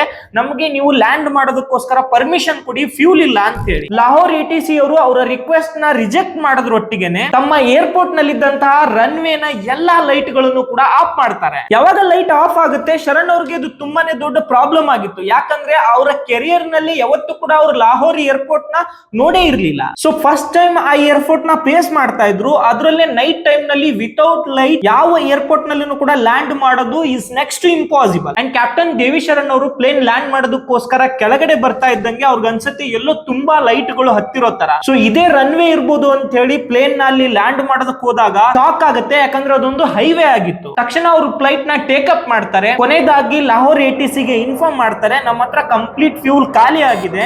ಇಫ್ ಇನ್ ಕೇಸ್ ನೀವೇನಾದ್ರೂ ಪರ್ಮಿಷನ್ ಕೊಟ್ಟಿಲ್ಲ ಅಂದ್ರೆ ನಾವು ಸಿಟಿ ಮಧ್ಯದಲ್ಲೇನೆ ಕ್ರಾಶ್ ಲ್ಯಾಂಡಿಂಗ್ ಮಾಡಬೇಕಾಗತ್ತೆ ಅಂತ ಹೇಳಿ. ಇದರಿಂದಾಗಿ ಪ್ಲೇನ್ ಮತ್ತೆ ಪ್ಯಾಸೆಂಜರ್ಸ್ ಅಷ್ಟೇ ಅಲ್ಲದೆ ಪಾಕಿಸ್ತಾನದ ಸಿಟಿಸನ್ಸ್ ಕೂಡ ಸಾಯ್ತಾರೆ ಅಂತ ಹೇಳಿ ಇನ್ಫಾರ್ಮ್ ಮಾಡ್ತಾರೆ. ಯಾವಾಗ ಇದರಿಂದಾಗಿ ತಮಗ್ ಪ್ರಾಬ್ಲಮ್ ಆಗುತ್ತೆ ಅನ್ನೋದು ಪಾಕಿಸ್ತಾನಕ್ಕೆ ಅರ್ಥ ಆಗುತ್ತೋ ಅವಾಗ ಇವ್ರಿಗೆ ಲಾಹೋರ್ ನಲ್ಲಿ ಲ್ಯಾಂಡ್ ಮಾಡೋದಕ್ಕೋಸ್ಕರ ಪರ್ಮಿಷನ್ ನ ಕೊಡ್ತಾರೆ. ಅಂಡ್ ಈ ಪ್ಲೇನ್ ಗೆ ರೀಫ್ಯೂಲಿಂಗ್ ಕೂಡ ಅರೇಂಜ್ಮೆಂಟ್ ಮಾಡಿಸ್ತಾರೆ. ನೋಡಿ, ಪಾಕಿಸ್ತಾನ್ ಇಂಡಿಯನ್ ಪ್ಲೇನ್ ಗೆ ಲ್ಯಾಂಡಿಂಗ್ ಪರ್ಮಿಷನ್ ಕೊಡದೇ ಇರೋದು ಕೂಡ ಒಂದು ತರನಾದಂತಹ ಸ್ಟ್ರಾಟಜಿಕ್ ಪ್ಲಾನ್ ಆಗಿತ್ತು. ಅವರು ಇಡೀ ಜಗತ್ತಿನ ಮುಂದೆ ತೋರಿಸ್ಕೋಬೇಕು ಅಂತಿದ್ರು, ನಮಗೂ ಈ ಪ್ಲೇನ್ ಹೈಜಾಕ್ಗೂ ಯಾವುದೇ ಸಂಬಂಧ ಇಲ್ಲ ಅಂತ ಹೇಳಿ. ಬಟ್ ಆಫ್ಟರ್ ದಟ್ ನಡೆದಿರುವಂತಹ ಇನ್ವೆಸ್ಟಿಗೇಷನ್ ಅಲ್ಲಿ ಗೊತ್ತಾಗುತ್ತೆ ಯಾವ ರೀತಿಯಾಗಿ ಪಾಕಿಸ್ತಾನಕ್ಕೂ ಇದಕ್ಕೂ ಸಂಬಂಧ ಇದೆ ಅನ್ನೋದ್ರ ಬಗ್ಗೆ. ಸೊ ಫೈನಲ್ ಆಗಿ ರಾತ್ರಿ 8 ಗಂಟೆಗೆ ಪ್ಲೇನ್ ಲಾಹೋರ್ ಏರ್ಪೋರ್ಟ್ ಗೆ ಲ್ಯಾಂಡ್ ಆಗುತ್ತೆ. ಇವನ್ ಪಾಕಿಸ್ತಾನ್ ಕಮಾಂಡೋಸ್ ಕೂಡ ಆ ಪ್ಲೇನ್ ನ ಸುತ್ತುವರೆದು ನಿಂತ್ಕೊಂಡಿರ್ತಾರೆ. ಕ್ಯಾಪ್ಟನ್ ದೇವಿ ಶರಣ್ ಅವರು ಪಾಕಿಸ್ತಾನ್ ATC ಅವರಿಗೆ ರಿಕ್ವೆಸ್ಟ್ ಕೂಡ ಮಾಡ್ತಾರೆ, ರೂಪಿಯನ್ ಕಾಟಿಯಾಲ್ ಅನ್ನುವಂತಹ ಪ್ಯಾಸೆಂಜರ್ ತುಂಬಾನೇ ಗಾಯಗೊಂಡು ರಕ್ತ ಹೋಗ್ತಿದೆ ಅಂತ ಹೇಳಿ. ಬಟ್ ಪಾಕಿಸ್ತಾನ್ ATC ಅವರು ರೀಫ್ಯೂಲಿಂಗ್ ನ ಬಿಟ್ಟು ಬೇರೆ ಯಾವುದೇ ತರನಾದಂತ ಹೆಲ್ಪ್ ಮಾಡೋಕ್ ರೆಡಿ ಇರ್ಲಿಲ್ಲ. ತಕ್ಷಣ ಪ್ಲೇನ್ ಗೆ ರೀಫ್ಯೂಲಿಂಗ್ ಮಾಡೋದ್ರ ಒಟ್ಟಿಗೆನೆ ರಿಟರ್ನ್ ಟೇಕಪ್ ಆಗೋದಕ್ಕೋಸ್ಕರ ಆರ್ಡರ್ ಮಾಡಲಾಗುತ್ತೆ. ಪಾಕಿಸ್ತಾನದಿಂದ ಹೊರಟು as per hijacker instruction plane Afghanistan ಕಡೆ ಹೊರಡುತ್ತೆ. ಬಟ್ 1999 ಟೈಮ್ ನಲ್ಲಿ ಅಫ್ಘಾನಿಸ್ತಾನದಲ್ಲಿ ನೈಟ್ ಲ್ಯಾಂಡಿಂಗ್ ಅಥವಾ ಟೇಕಪ್ ಫೆಸಿಲಿಟಿ ಅನ್ನೋದು ಇರಲ್ಲ. ಸೊ ಹಾಗಾಗಿ ಪ್ಲೇನ್ ನ ಒಮಾನ್ ನತ್ತ ಫ್ಲೈ ಮಾಡಲಾಗುತ್ತೆ. ಬಟ್ ಒಮಾನ್ ಅಥಾರಿಟೀಸ್ ಇದನ್ನ ಅಲೋ ಮಾಡ್ಕೊಳ್ಳಲ್ಲ, ಯಾಕಂದ್ರೆ ಇದೊಂದು ಟೆರರಿಸ್ಟ್ ಹೈಜಾಕ್ ಆಗಿತ್ತು ಅಂಡ್ ಮೇಜರ್ ಇಂಟರ್ನ್ಯಾಷನಲ್ ಕ್ರೈಸಿಸ್ ಆಗಿತ್ತು. ಅನ್ವಾಂಟೆಡ್ಲಿ ಅವರ ದೇಶದ ಇನ್ವಾಲ್ವ್ಮೆಂಟ್ ಈ ಹೈಜಾಕ್ ನಲ್ಲಿ ಬರೋದು ಅವ್ರಿಗೆ ಇಷ್ಟ ಇರಲಿಲ್ಲ. ಸೊ ಹಾಗಾಗಿ ಒಮನ್ ATC ಅವರು ಅವರ ದೇಶದೊಳಗಡೆ ಬರೋದಕ್ಕೆ ಪರ್ಮಿಷನ್ ಅಲೋ ಮಾಡಲ್ಲ. ಸೊ ಈ ಕಾರಣದಿಂದಾಗಿ ಪ್ಲೇನ್ ಒಮಾನ್ ನಿಂದ UAE ಕಡೆ ಹೊರಡುತ್ತೆ. ಇಂಡಿಯನ್ ಗೌರ್ಮೆಂಟ್ UAE ಗೌರ್ಮೆಂಟ್ ಗೆ ರಿಕ್ವೆಸ್ಟ್ ಮಾಡ್ಕೋತಾರೆ. ಸೊ ಆ ಕಾರಣದಿಂದಾಗಿ ದುಬೈನಲ್ಲಿ ಈ ಪ್ಲೇನ್ ಲ್ಯಾಂಡ್ ಮಾಡೋದಕ್ಕೋಸ್ಕರ ಪರ್ಮಿಷನ್ ಕೊಡಲಾಗುತ್ತೆ. ಸೊ ಆಫ್ಟರ್ ದಿಸ್ ಬೆಳಗಿನ ಜಾವ 3 ಗಂಟೆಗೆ IC-814 ದುಬೈನಲ್ಲಿ ಲ್ಯಾಂಡ್ ಆಗುತ್ತೆ. ಒನ್ಸ್ ಪ್ಲೇನ್ ಲ್ಯಾಂಡ್ ಆದ್ಮೇಲೆ ಇಂಡಿಯನ್ ಗೌರ್ಮೆಂಟ್ ಮತ್ತೊಂದು ಬಾರಿ ದುಬೈ ಗೌರ್ಮೆಂಟ್ ಗೆ ರಿಕ್ವೆಸ್ಟ್ ಮಾಡುತ್ತೆ, ನಮ್ಮ NSG ಕಮಾಂಡರ್ಸ್ ಕೂಡ ನಾವಲ್ಲಿ ಕಳಿಸ್ತೀವಿ ಅನ್ನೋದ್ರ ಬಗ್ಗೆ. ಬಟ್ UAE ಇದನ್ನ ಕ್ಲಿಯರ್ ಆಗಿ ರಿಜೆಕ್ಟ್ ಮಾಡ್ತಾರೆ. ಆಫ್ಟರ್ ದಟ್ ಗೌರ್ಮೆಂಟ್ ರಿಕ್ವೆಸ್ಟ್ ಮಾಡುತ್ತೆ, ಅಟ್ ಲೀಸ್ಟ್ ನಮ್ಮ ಪರವಾಗಿ ನೀವಾದ್ರೂ ನೆಗೋಷಿಯೇಟ್ ಮಾಡಿ ಅಂತ ಹೇಳಿ. ಬಟ್ UAE ಗೌರ್ಮೆಂಟ್ ಯಾವುದೇ ತರನಾದಂತ ಕಮಿಟ್ಮೆಂಟ್ ತಗೊಳ್ಳಲ್ಲ, ಆದ್ರೆ ನಮ್ಮಿಂದ ಎಷ್ಟಾಗತ್ತೋ ಅಷ್ಟು ಪ್ರಯತ್ನ ಮಾಡ್ತೀವಿ ಅನ್ನೋಂತ ಮಾತನ್ನ ಎನ್ಶೋರ್ ಮಾಡಿರ್ತಾರೆ. ಅದ್ರ ಪ್ರಕಾರನೇ ಹೈಜಾಕರ್ಸ್ ಜೊತೆಗೆ ಒಂದು ನೆಗೋಷಿಯೇಟ್ ಕೂಡ ಮಾಡ್ತಾರೆ. ನಾವು ಪ್ಲೇನ್ ಗೆ ರೀಫ್ಯೂಲಿಂಗ್ ಮಾಡ್ತೀವಿ, ಗಾಯಗೊಂಡಿರುವಂತಹ ಪ್ಯಾಸೆಂಜರ್ಸ್, ವುಮೆನ್ಸ್ ಮತ್ತೆ ಕಿಡ್ಸ್ ಏನಿದ್ದಾರೆ ಎಲ್ಲರನ್ನು ಕೂಡ ನೀವು ಇಲ್ಲೇ ಬಿಡಬೇಕು ಅಂತ ಹೇಳಿ. ಅದ್ರ ಪ್ರಕಾರನೇ ಹೈಜಾಕರ್ಸ್ 27 ಜನರನ್ನ ರಿಲೀಸ್ ಮಾಡ್ತಾರೆ, ಇನ್ಕ್ಲೂಡಿಂಗ್ ಒಂದು ಡೆಡ್ ಬಾಡಿ. ಆ ಡೆಡ್ ಬಾಡಿ ಬೇರೆ ಯಾರ್ದು ಆಗಿರ್ಲಿಲ್ಲ, ರೂಪಿನ್ ಕಟಿಯಾಲ್ ಅವ್ರದ್ದಾಗಿತ್ತು. ಟ್ರೀಟ್ಮೆಂಟ್ ಸಿಗದೆ ಇರೋ ಕಾರಣ ರೂಪಿನ್ ಕಟಿಯಾಲ್ ಅವರು ಕೊನೆ ಉಸಿರು ಎಳೆದಿದ್ರು. ಈ ಎಲ್ಲಾ ಪ್ಯಾಸೆಂಜರ್ಸ್ ಮತ್ತೆ ರೂಪಿನ್ ಕಟಿಯಾಲ್ ಅವರ ಡೆಡ್ ಬಾಡಿಯನ್ನ ಒಂದು ಇಂಡಿಯನ್ ಏರ್ ಕ್ರಾಫ್ಟ್ ನಿಂದಾಗಿ UAE ಇಂದ ಇಂಡಿಯಾಗೆ ಕರ್ಕೊಂಡ್ ಬರಲಾಗುತ್ತೆ. UAE ಮಾಡಿದಂತ ಹೆಲ್ಪ್ ಗೆ ಥ್ಯಾಂಕ್ಸ್ ಹೇಳೋದಕ್ಕೋಸ್ಕರ, ಅಲ್ಲಿದ್ದಂತಹ ಸಂತ್ರಸ್ತರನ್ನ ಕರ್ಕೊಂಡ್ ಬರೋದಕ್ಕೋಸ್ಕರ ಇಂಡಿಯಾದ ಏವಿಯೇಷನ್ ಮಿನಿಸ್ಟರ್ ಆದಂತಹ ಶರದ್ ಯಾದವ್ ಅವರು ಖುದ್ದಾಗಿ ಹೋಗಿರ್ತಾರೆ. ಅಂಡ್ ನೆಕ್ಸ್ಟ್ ಮತ್ತೊಂದು ಬಾರಿ ರೀಫ್ಯೂಲಿಂಗ್ ಆದ ತಕ್ಷಣನೇ ಪ್ಲೇನ್ ಟೇಕ್ ಆಫ್ ಆಗುತ್ತೆ. ಇನ್ನೇನು ಸ್ವಲ್ಪ ಹೊತ್ತಲ್ಲೇ ಬೆಳಗಾಗ್ತಿರೋ ಕಾರಣದಿಂದಾಗಿ ಫ್ಲೈಟ್ ಅನ್ನ ಅಫ್ಘಾನಿಸ್ತಾನ್ ಕಡೆಗೆ ಫ್ಲೈ ಮಾಡಲಾಗುತ್ತೆ. 25 ಡಿಸೆಂಬರ್ ಬೆಳಿಗ್ಗೆ ಕಾಂದಹಾರ್ ಇಂಟರ್ನ್ಯಾಷನಲ್ ಏರ್ಪೋರ್ಟ್ ಗೆ ತನ್ನ ಫೈನಲ್ ಲ್ಯಾಂಡಿಂಗ್ ಅನ್ನ ಈ ಪ್ಲೇನ್ ಮಾಡುತ್ತೆ. ಕಂದಹಾರ್ ನಲ್ಲಿ ಲ್ಯಾಂಡ್ ಆದ ತಕ್ಷಣನೇ ಅಲ್ಲಿದ್ದಂತಹ ತಾಲಿಬಾನಿಗಳು ಆ ಪ್ಲೇನ್ ನ ಸುತ್ತುವರಿತಾರೆ. ಇಂಡಿಯನ್ ಗೌರ್ಮೆಂಟ್ ಗೆ ಈ ಪ್ಲೇನ್ ಈಗ ತಾಲಿಬಾನ್ ನಲ್ಲಿ ಲ್ಯಾಂಡ್ ಆಗಿರೋದ್ರ ಬಗ್ಗೆ ಇನ್ಫಾರ್ಮೇಶನ್ ಸಿಗುತ್ತೆ. ಇದೊಂದು ದೊಡ್ಡ ತಲೆನೋವಾಗಿತ್ತು ಇಂಡಿಯನ್ ಗೌರ್ಮೆಂಟ್ ಗೆ. 1999 ನಲ್ಲಿ ಅಫ್ಘಾನಿಸ್ತಾನ್ ನಲ್ಲಿ ತಾಲಿಬಾನ್ ಸರ್ಕಾರ ಇತ್ತು ಅಂಡ್ ಆ ಒಂದು ಸರ್ಕಾರವನ್ನ ನಮ್ಮ ದೇಶ ರೆಕಗ್ನೈಸ್ ಮಾಡ್ತಿರ್ಲಿಲ್ಲ. ಸೊ ಹಾಗಾಗಿ ಈಗ ಪ್ಲೇನ್ ಅಫ್ಘಾನಿಸ್ತಾನ್ ನಲ್ಲಿರೋದು ಇನ್ನೊಂದು ಸಮಸ್ಯೆಗೆ ಕಾರಣ ಅನ್ನೋ ತರ ಆಗಿತ್ತು. ಒಂದ್ ಸೈಡ್ ಇಂಡಿಯನ್ ಗೌರ್ಮೆಂಟ್ ನವರ ಆಲೋಚನೆ ಆಗಿತ್ತು, ಈ ಹೈಜಾಕ್ ನ ಹಿಂದ್ಗಡೆಗೆ ಪಾಕಿಸ್ತಾನದ ISI ಮತ್ತೆ ಅಫ್ಘಾನಿಸ್ತಾನದ ಕೈವಾಡ ಇದೆ ಅಂತ ಹೇಳಿ. ಆದ್ರೆ ಅಫ್ಘಾನಿಸ್ತಾನದ ತಾಲಿಬಾನಿಗಳು ಹೇಳ್ತಾ ಇದ್ದಿದ್ದೇನು ಅಂದ್ರೆ, ನಾವು ಹೈಜಾಕರ್ಸ್ ಮತ್ತೆ ಇಂಡಿಯನ್ ಗೌರ್ಮೆಂಟ್ ಮಧ್ಯದಲ್ಲಿ ನೆಗೋಷಿಯೇಟ್ ಮಾಡೋದಕ್ಕೋಸ್ಕರ ಅಷ್ಟೇ ಇದೀವಿ ಅಂತ ಹೇಳಿ. ಇವನ್ ತಾಲಿಬಾನ್ ಗೌರ್ಮೆಂಟ್ ಬಗ್ಗೆ ಆಗ್ಲಿ, ತಾಲಿಬಾನಿಗಳ ಬಗ್ಗೆ ಆಗ್ಲಿ ನಂಬಿಕೆ ಇಲ್ಲದೆ ಇದ್ರು ಕೂಡ ಇಂಡಿಯನ್ ಗೌರ್ಮೆಂಟ್ ಗೆ ಬೇರೆ ದಾರಿ ಇರ್ಲಿಲ್ಲ. ಸೊ ಹಾಗಾಗಿ ನಮ್ಮ ಪ್ಯಾಸೆಂಜರ್ಸ್ ಗೆ ಏನು ಆಗದೆ ಇರೋ ತರ ನೋಡ್ಕೊಳ್ಳಿ, ಅದ್ರೊಟ್ಟಿಗೆನೆ ಈ ಹೈಜಾಕರ್ಸ್ ಗಳ ಡಿಮ್ಯಾಂಡ್ ಏನಿದೆ ಅನ್ನೋದನ್ನು ಕೂಡ ನೀವೇ ತಿಳ್ಕೊಳ್ಳಿ ಅಂತಾನು ಕೂಡ ಹೇಳಲಾಗುತ್ತೆ. ಇದೆಲ್ಲದ್ರ ಮಧ್ಯೆ ಈ ಹೈಜಾಕರ್ಸ್ ತುಂಬಾನೇ ಖುಷಿ ಆಗಿದ್ರು ಅನ್ಕೋಬಹುದು, ಯಾಕಂದ್ರೆ ಇಲ್ಲಿವರೆಗೂ ಎಲ್ಲದೂ ಕೂಡ ನಮ್ ಕಂಟ್ರೋಲ್ ನಲ್ಲೇ ಇದೆ. ಈಗ ಇಂಡಿಯನ್ ಗೌರ್ಮೆಂಟ್ ಗೆ ನಾವೇನೇ ಡಿಮ್ಯಾಂಡ್ ಹೇಳಿದ್ರು ಕೂಡ ಅದನ್ನ ಅವ್ರು ಪೂರ್ತಿ ಮಾಡ್ತಾರೆ ಅಂತ ಹೇಳಿ. ಸೊ ಹಾಗಾಗಿ ಇವರು ಒಂದು ದೊಡ್ಡ ಡಿಮ್ಯಾಂಡ್ ಲಿಸ್ಟ್ ನ ತಾಲಿಬಾನ್ ಗೆ ತಿಳಿಸ್ತಾರೆ. ಇಂಡಿಯನ್ ಗೌರ್ಮೆಂಟ್ ಗೆ ಇವರು 3 ಡಿಮ್ಯಾಂಡ್ಸ್ ನ ಮಾಡಿದ್ರು. ಅದರಲ್ಲಿ ಮೊದಲನೇದಾಗಿ ಇಂಡಿಯಾ ಅರೆಸ್ಟ್ ಮಾಡಿರುವಂತಹ 35 ಜನ ಟೆರರಿಸ್ಟ್ ಅನ್ನ ರಿಲೀಸ್ ಮಾಡಬೇಕು. ಅಂಡ್ ಎರಡನೇದು ಸಜ್ಜದ್ ಅಫ್ಘಾನಿ ಅನ್ನುವಂತಹ ಟೆರರಿಸ್ಟ್ ನ ಡೆಡ್ ಬಾಡಿನ ನಮಗೆ ಹ್ಯಾಂಡಲ್ ಮಾಡಬೇಕು. ಈ ಸಜ್ಜದ್ ಅಫ್ಘಾನಿ ಹರ್ಕತೆ ಉಲ್ ಅನ್ಸರ್ ಅನ್ನುವಂತಹ ಒಂದು ಟೆರರಿಸ್ಟ್ ಗ್ರೂಪ್ ಗೆ ಸೇರಿದವನು. ಇಂಡಿಯಾದ ಜೈಲಿನಿಂದ ತಪ್ಪಿಸಿಕೊಂಡು ಹೋಗ್ತಿರುವಂತಹ ಸಂದರ್ಭದಲ್ಲಿ ಈತನನ್ನ ಶೂಟ್ ಮಾಡಲಾಗಿತ್ತು. ಅಂಡ್ ಮೂರನೇದಾಗಿ $200 ಮಿಲಿಯನ್ ನ ಡಿಮ್ಯಾಂಡ್ ಮಾಡ್ತಾರೆ. ಯಾವುದೇ ಕಾರಣಕ್ಕೂ ಇಂಡಿಯನ್ ಗೌರ್ಮೆಂಟ್ 35 ಜನ ಟೆರರಿಸ್ಟ್ ಗಳನ್ನ ಬಿಟ್ಕೊಡಕ್ ರೆಡಿ ಇರಲಿಲ್ಲ. ಯಾಕಂದ್ರೆ ಒನ್ಸ್ ಅವ್ರನ್ನ ರಿಲೀಸ್ ಮಾಡಿದ ಮೇಲೂ ಕೂಡ ಮತ್ತೆ ವಾಪಸ್ ಬಂದು ಅವರು ಇಂಡಿಯಾದ ಮೇಲೆ ಟೆರರಿಸ್ಟ್ ಆಕ್ಟಿವಿಟೀಸ್ ಮಾಡ್ತಾರೆ ಅನ್ನೋದ್ರ ಬಗ್ಗೆ ಕ್ಲಿಯರ್ ಕನ್ಫರ್ಮೇಶನ್ ಇತ್ತು. ಇದೆಲ್ಲದರ ಮಧ್ಯದಲ್ಲಿ ಪ್ರತಿಯೊಂದು ಇನ್ಫಾರ್ಮೇಶನ್ ಕೂಡ ನ್ಯೂಸ್ ಮೂಲಕ ಜನರನ್ನ ತಲುಪ್ತಾ ಇತ್ತು. ಯಾವಾಗ ಈ ಹೈಜಾಕರ್ಸ್ ಇಂದಾಗಿ ಒಬ್ಬರ ಸಾವಾಗಿದೆ ಅಂಡ್ ಅಲ್ಲಿರೋರು ಎಷ್ಟೋ ಜನ ಗಾಯಗೊಂಡಿದ್ದಾರೆ ಅನ್ನುವಂತಹ ವಿಷಯ ಗೊತ್ತಾಗುತ್ತೆ. ಅಂಡ್ ಅದರೊಟ್ಟಿಗೆ ಈಗ ಪ್ಲೇನ್ ಅಫ್ಘಾನಿಸ್ತಾನದ ಕಂದಹಾರ್ ನಲ್ಲಿದೆ ಅಂತ ಗೊತ್ತಾದಾಗ ಜನರು ಅವ್ರಿಗಾಗ್ತಿದ್ದಂತಹ ಆತಂಕನ ಇನ್ನೂ ಜಾಸ್ತಿ ಮಾಡ್ಕೊಳ್ಳಕ್ಕೆ ಈ ಕಾರಣಗಳು ಸಾಕಾಗಿತ್ತು. ಅಂಡ್ ಯಾರ ಫ್ಯಾಮಿಲಿ ಮೆಂಬರ್ಸ್ ಆ ಪ್ಲೇನ್ ನಲ್ಲಿದ್ರು ಅವರೆಲ್ಲರ ಆಕ್ರಂದನ ಮುಗಿಲ್ ಮುಟ್ಟಿತ್ತು ಅಂತಾನೆ ಹೇಳ್ಬೋದು. 26 ಡಿಸೆಂಬರ್ ಎಕ್ಸ್ಟರ್ನಲ್ ಅಫೇರ್ಸ್ ನ ಮಿನಿಸ್ಟರ್ ಆದಂತಹ ಜಸ್ವಂತ್ ಸಿಂಗ್ ಅವರು ಈ ಹೈಜಾಕ್ ನ ಕುರಿತು ಪ್ರೆಸ್ ಕಾನ್ಫರೆನ್ಸ್ ಮಾಡುವಂತಹ ಸಂದರ್ಭದಲ್ಲಿ ಅಲ್ಲಿಗೆ ಬಂದಂತಹ ಎಷ್ಟೋ ಜನ ಪ್ಯಾಸೆಂಜರ್ಸ್ ನ ಫ್ಯಾಮಿಲಿ ಮೆಂಬರ್ಸ್ ಕೂಡ ತಮ್ಮ ಕೋಪನ ಹೊರಗೆ ಹಾಕ್ತಾರೆ. ಗೌರ್ಮೆಂಟ್ ನ ಕ್ವಶನ್ ಮಾಡಕ್ ಸ್ಟಾರ್ಟ್ ಮಾಡ್ತಾರೆ. ನೀವು ಇಷ್ಟು ಟೈಮ್ ಏನಕ್ಕೆ ತಗೋತಿದಾರ ಅಂತಾನು ಕೂಡ ಗಲಾಟೆ ಮಾಡ್ತಾರೆ. ನೀವ್ ಏನಾದ್ರೂ ಮಾಡಿ ನಮ್ಮ ಫ್ಯಾಮಿಲಿ ಮೆಂಬರ್ಸ್ ನಮಗ್ ಮನೆಗೆ ಬರ್ಬೇಕು, ಅವ್ರ ಡಿಮ್ಯಾಂಡ್ಸ್ ಏನೇ ಇದ್ರು ಕೂಡ ನೀವು ಕಂಪ್ಲೀಟ್ ಮಾಡಿ ಅಂತ ಹೇಳಿ ಪ್ರೆಷರ್ ಕೂಡ ಹಾಕ್ತಾರೆ. ಸ್ಟಾರ್ಟಿಂಗ್ ಇಂದನೂ ಕೂಡ ಗೌರ್ಮೆಂಟ್ ಮಾಡಿದಂತಹ ಸಾಲು ಮಿಸ್ಟೇಕ್ ಗಳು ಕಂಡು ಬರ್ತಿರೋದ್ರಿಂದ ಅವತ್ತಿನ ಅಪೋಸಿಷನ್ ಸರ್ಕಾರದಲ್ಲಿದ್ದಂತಹ ಕಾಂಗ್ರೆಸ್ ನವರು ಇದನ್ನ ಕಟುವಾಗಿ ಪ್ರಶ್ನೆ ಮಾಡ್ಲಿಕ್ಕೆ ಸ್ಟಾರ್ಟ್ ಮಾಡ್ತಾರೆ. ಇದಕ್ಕಾಗಿ ಗೌರ್ಮೆಂಟ್ ಹೈಜಾಕರ್ಸ್ ಜೊತೆಗೆ ನೆಗೋಷಿಯೇಷನ್ ಮಾಡೋದಕ್ಕೋಸ್ಕರ ಒಂದು ಟೀಮ್ ನ ಕಾಂದಹಾರ್ ಕಳಿಸುವಂತಹ ಪ್ಲಾನ್ ನ ಮಾಡುತ್ತೆ. 27 ಡಿಸೆಂಬರ್ ಈ ಟೀಮ್ ಕಾಂದಹಾರ್ ನ ರೀಚ್ ಆಗುತ್ತೆ. ಇದನ್ನ senior Indian foreign service officer Vivek Katju lead ಮಾಡ್ತಾ ಇದ್ರು. ತಾಲಿಬಾನಿಗಳು ಹೈಜಾಕರ್ಸ್ ಮತ್ತೆ ಇಂಡಿಯನ್ ನೆಗೋಷಿಯೇಷನ್ ಟೀಮ್ ಜೊತೆಗೆ ನೆಗೋಷಿಯೇಟ್ ಮಾಡ್ಲಿಕ್ಕೆ ಸ್ಟಾರ್ಟ್ ಮಾಡ್ತಾರೆ. ಆದ್ರೆ ಡೇ ಬೈ ಡೇ ದಿನಗಳು ಕಳೀತಾ ಹೋಗುತ್ತೆ ಬಿಟ್ರೆ ಯಾವುದೇ ಕನ್ಕ್ಲೂಷನ್ ಅಂತ ಹೇಳಿ ಬರ್ತಾ ಇಲ್ಲ. ಇದನ್ನ ನೋಡಿ ತಾಲಿಬಾನಿಗಳು ಸಜಾದ್ ಅಫ್ಘಾನಿ ಡೆಡ್ ಬಾಡಿ ಮತ್ತೆ $200 ಮಿಲಿಯನ್ ನ ಡಿಮ್ಯಾಂಡ್ ನ ಬಿಡೋ ತರ ಕನ್ವಿನ್ಸ್ ಮಾಡ್ತಾರೆ. ಆದ್ರೆ ಹೈಜಾಕರ್ಸ್ 35 ಜನ ಟೆರರಿಸ್ಟ್ ಗಳನ್ನ ರಿಲೀಸ್ ಮಾಡ್ಲೇಬೇಕು ಅಂತ ಹೇಳಿ ಪಟ್ಟು ಹಿಡಿದು ಕೂತಿದ್ರು. ಬಟ್ ಇಂಡಿಯನ್ ನೆಗೋಷಿಯೇಷನ್ ಟೀಮ್ ಮತ್ತೆ ಇಂಡಿಯನ್ ಗೌರ್ಮೆಂಟ್ ಗೆ ಇದಕ್ಕೆ ಒಪ್ಪಿಗೆ ಇರಲಿಲ್ಲ. ಸೊ ಹಾಗಾಗಿ ಒಂದು ಫೈನಲ್ ಡಿಸಿಷನ್ ಗೆ ಅಂತ ಹೇಳಿ ಇಲ್ಲಿ ಬರಲ್ಲ. ಇದ್ರ ಮಧ್ಯದಲ್ಲಿ ಪ್ಲೇನ್ ಒಳಗಡೆ ಇದ್ದಂತಹ ಪ್ಯಾಸೆಂಜರ್ ಗಳ ಜೀವನ ನರಕ ಆಗಿತ್ತು ಅಂತ ಹೇಳ್ಬೋದು. ಅವ್ರ ಹತ್ರ ಕುಡಿಯಕ್ ನೀರ್ ಕೂಡ ಇರ್ಲಿಲ್ಲ, ತಿನ್ನೋದಕ್ಕೆ ಊಟನೂ ಕೂಡ ಇರ್ಲಿಲ್ಲ. ಆಲ್ಮೋಸ್ಟ್ 1 ವಾರದಿಂದನೂ ಕೂಡ ಆ ಪ್ಲೇನ್ ಒಳಗಡೆನೆ ಅವರೆಲ್ಲರೂ ಇದ್ರು. ಅಂಡ್ ಇವನ್ ವಾಶ್ರೂಮ್ ಗಳು ಕೂಡ ಮೇಂಟೆನೆನ್ಸ್ ಇಲ್ಲದೆ ಓವರ್ ಫ್ಲೋ ಆಗ್ತಾ ಇದ್ವು. ಇದರೊಟ್ಟಿಗೆ ಇಂಡಿಯನ್ ಗೌರ್ಮೆಂಟ್ ಮೇಲೆ ಪ್ರೆಷರ್ ಕೂಡ ಜಾಸ್ತಿ ಜಾಸ್ತಿ ಆಗ್ತಾ ಇತ್ತು. ಪ್ರೆಸ್ ಮೀಟ್ ಮಾಡುವಾಗ್ಲೂ ಕೂಡ ಫ್ಯಾಮಿಲಿ ಮೆಂಬರ್ಸ್ ಬಂದು ಗಲಾಟೆ ಮಾಡ್ತಾ ಇದ್ರು. And prime minister Atal Bihari Vajpayee ಮನೆ ಮುಂದೆನೂ ಕೂಡ ಪ್ರೊಟೆಸ್ಟ್ ಮಾಡ್ಲಿಕ್ಕೆ ಜನರು ಸ್ಟಾರ್ಟ್ ಮಾಡ್ತಾರೆ. So Indian government negotiation team ಮೇಲೆ ಪ್ರೆಷರ್ ಹಾಕ್ತಾರೆ, ಹೇಗಾದ್ರೂ ಮಾಡಿ ಆದಷ್ಟು ಬೇಗ ಇದನ್ನ ಕ್ಲಿಯರ್ ಮಾಡಿ ಅಂತ ಹೇಳಿ. ಕಂದಹಾರ್ ನಲ್ಲಿ ಇದ್ದಂತಹ ನೆಗೋಸಿಯೇಷನ್ ಟೀಮ್ ತಮ್ಮ ಕಡೆಯಿಂದ ಎಷ್ಟಾಗುತ್ತೋ ಅಷ್ಟು ಪ್ರಯತ್ನ ಮಾಡಿ ಅವರ ಡಿಮ್ಯಾಂಡ್ಸ್ ನ ಕಮ್ಮಿ ಮಾಡೋದ್ರಲ್ಲಿ ಸಕ್ಸಸ್ಫುಲ್ ಕೂಡ ಆಗ್ತಾರೆ. ಹೈಜಾಕರ್ಸ್ ಪ್ರಕಾರ ಅವರು 35 ಜನರನ್ನ ಹೇಳಿದ್ರೆ ನೆಗೋಸಿಯೇಷನ್ ಟೀಮ್ ಅವ್ರನ್ನ 3 ಜನರಿಗೆ ಒಪ್ಪಿಸುತ್ತೆ. ಬಟ್ ಆ 3 ಜನ ಟೆರರಿಸ್ಟ್ ಗಳನ್ನು ಕೂಡ ಹೈಜಾಕರ್ಸ್ ಗಳೇ ಸೆಲೆಕ್ಟ್ ಮಾಡ್ಕೊಳ್ಳುವಂತಹ ಆಪ್ಷನ್ ಕೊಡಲಾಗಿತ್ತು. ಅಂಡ್ ನೆಗೋಸಿಯೇಷನ್ ಟೀಮ್ ಈ 3 ಜನರನ್ನ ಚಾಯ್ಸ್ ಮಾಡ್ಕೊಳ್ಳುವಂತಹ ಆಪ್ಷನ್ ಏನಕ್ಕೆ ಕೊಟ್ಟಿದ್ರು ಅಂದ್ರೆ, ಯಾರನ್ನ ಅವ್ರು ಮೇನ್ಲಿ ಚಾಯ್ಸ್ ಮಾಡ್ಕೋತಾರೆ, ಅವ್ರಿಗೆ ಮೇನ್ ಆಗಿ ಯಾರು ಬೇಕಾಗಿದ್ದಾರೆ ಅನ್ನೋದನ್ನ ಅರ್ಥ ಮಾಡ್ಕೋಬೇಕು ಅನ್ನೋ ಕಾರಣಕ್ಕೋಸ್ಕರ. ಸೊ ಅವಾಗ ಈ ಹೈಜಾಕರ್ಸ್ ಸೆಲೆಕ್ಟ್ ಮಾಡ್ಕೊಂಡಿದ್ದು ಮೊದಲನೇದಾಗಿ ಮೌಲಾನಾ ಮಸೂದ್ ಅಜರ್, ಅಹಮದ್ ಒಮಾರ್ ಸಯೀದ್ ಶೇಖ್, ಮುಸ್ತಾಕ್ ಅಹಮದ್ ಜರ್ಗರ್ ನ ಸೆಲೆಕ್ಟ್ ಮಾಡ್ಕೋತಾರೆ. ಈ 3 ಜನರು ಕೂಡ ಪಾಕಿಸ್ತಾನಿ ಟೆರರಿಸ್ಟ್ ಗ್ರೂಪ್ ಗಳೇನಿದ್ವು ಅದಕ್ಕೆ ಸಂಬಂಧಪಟ್ಟಂತವ್ರು ಆಗಿದ್ರು. ಪ್ಯಾಸೆಂಜರ್ಸ್ ಗಳ ಸೇಫ್ಟಿಗೋಸ್ಕರ ಈ 3 ಜನರನ್ನ ಬಿಡ್ಲಿಕ್ಕೆ ಇಂಡಿಯನ್ ಗೌರ್ಮೆಂಟ್ ಒಪ್ಕೊಳ್ಳುತ್ತೆ. ಮೊದಲು ಈ ಟೆರರಿಸ್ಟ್ ಗಳನ್ನ ದೆಹಲಿ ಕರ್ಕೊಂಡ್ ಬರಲಾಗುತ್ತೆ, ಅಲ್ಲಿಂದ ಅಫ್ಘಾನಿಸ್ತಾನದ ಕಾಂದಹಾರಿಗೆ ಕರ್ಕೊಂಡ್ ಬರಲಾಗುತ್ತೆ. ಕಾಂದಹಾರ್ಗೆ ಯಾವಾಗ ಈ 3 ಜನ ರೀಚ್ ಆಗ್ತಾರೆ, ಅಲ್ಲಿಗೆ ಪ್ಲೇನ್ ಮತ್ತೆ ಪ್ಯಾಸೆಂಜರ್ಸ್ ಗಳನ್ನ ಹೈಜಾಕರ್ಸ್ ರಿಲೀಸ್ ಮಾಡ್ತಾರೆ. ಇದ್ರ ಮಧ್ಯದಲ್ಲಿ ಇಂಡಿಯನ್ ಗೌರ್ಮೆಂಟ್ ಗೆ ಒಂದು ಥಾಟ್ ಇರುತ್ತೆ, ತಾಲಿಬಾನಿಗಳು ಈ ಹೈಜಾಕರ್ಸ್ ಮತ್ತೆ ಆ ಟೆರರಿಸ್ಟ್ ಗಳನ್ನ ಅರೆಸ್ಟ್ ಮಾಡಿ ಇಂಡಿಯನ್ ಗೌರ್ಮೆಂಟ್ ಗೆ ರಿಟರ್ನ್ ಮಾಡಬಹುದು ಅಂತ ಹೇಳಿ. ಬಟ್ ತಾಲಿಬಾನ್ ಗೌರ್ಮೆಂಟ್ ಅದಕ್ಕೆ ಡೆಡ್ ಅಪೋಸಿಟ್ ಆಗಿ ನಡ್ಕೋತಾರೆ.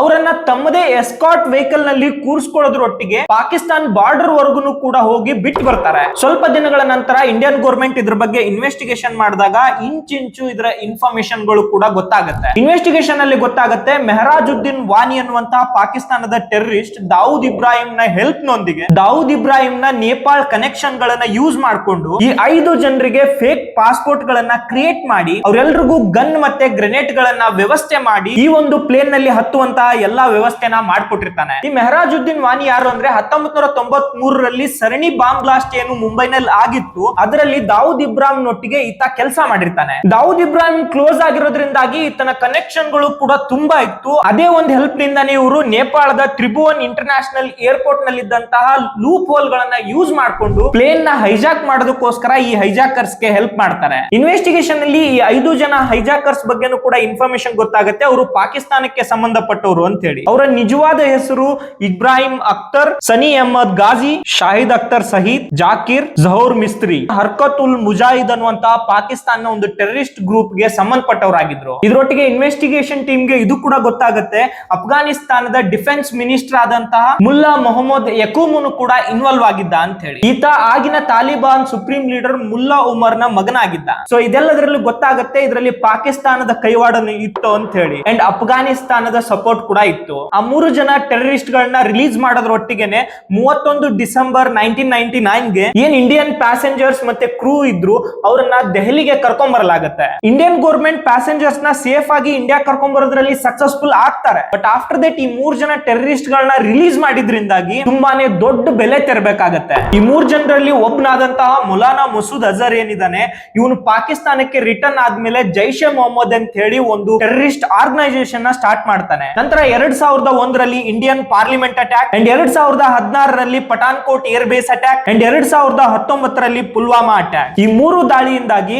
17 ಜನ ಪೊಲೀಸರು ಮತ್ತೆ 40 ಜನ ಸೈನಿಕರು, ಟೋಟಲ್ ಆಗಿ 57 ಜನರನ್ನ ನಾವು ಕಳ್ಕೋಬೇಕಾಗತ್ತೆ. ಈ 3 ಕೆಟ್ಟ ಹುಳುಗಳು ಏನಿದಾವೆ ಇವಿನ್ನೂ ಬದುಕಿದಾವೆ ಅಂತ ನಂಬಲಾಗತ್ತೆ, ಯಾಕಂದ್ರೆ ಅವಾಗವಾಗ ಇವ್ರ ಮೇಲೆ ಬಾಂಬ್ಗಳು ಬೀಳ್ತಾನೆ ಇರ್ತವೆ. ಅಂಡ್ ಯಾವಾಗ ಈ ಹುಳುಗಳು ತಿಪ್ಪೆಯಿಂದ ಎದ್ದು ಬರ್ತಾವೋ ಗೊತ್ತಿಲ್ಲ. ಸೊ ನೀವು ಇಲ್ಲಿವರೆಗೂ ಕೂಡ ಈ ವಿಡಿಯೋನ ನೋಡಿದೀರಾ ಅಂದ್ರೆ ಈ ವಿಡಿಯೋ ನಿಮ್ಗೆ ಇಷ್ಟ ಆಗಿರುತ್ತೆ ಅಂತ ಭಾವಿಸ್ತೀನಿ. ದಯವಿಟ್ಟು ನಮ್ಮ ಚಾನಲ್ ನ ಸಬ್ಸ್ಕ್ರೈಬ್ ಮಾಡ್ಕೊಳ್ಳಿ. ಅಂಡ್ ಲಾಸ್ಟ್ ಟೈಮ್ ನಾನು ನಾಥುರಾಮ್ ಗೋಡ್ಸೆ ಬಗ್ಗೆ ಒಂದು ವಿಡಿಯೋ ಮಾಡಿದ್ದೆ, ಅದರ ಲಿಂಕ್ ನ ಇಲ್ಲಿ ಮೆನ್ಷನ್ ಮಾಡಿರ್ತೀನಿ, ಮಿಸ್ ಮಾಡದೆ ಆ ವಿಡಿಯೋನು ಕೂಡ ನೋಡಿ. ಅಂಡ್ ಇದೇ ತರದ ಬೇರೆ ಬೇರೆ ವಿಡಿಯೋಗಳು ನಮ್ಮ ಚಾನಲ್ ನಲ್ಲಿ ಅವೈಲೇಬಲ್ ಇದಾವೆ, ಅದನ್ನು ಕೂಡ ನೀವು ನೋಡಬಹುದು. ಅಂಡ್ ಮತ್ತೆ ಒಂದು ಬೇರೆ ಟಾಪಿಕ್ ಜೊತೆಗೆ ನಿಮ್ ಮುಂದೆ ಬರ್ತೀನಿ.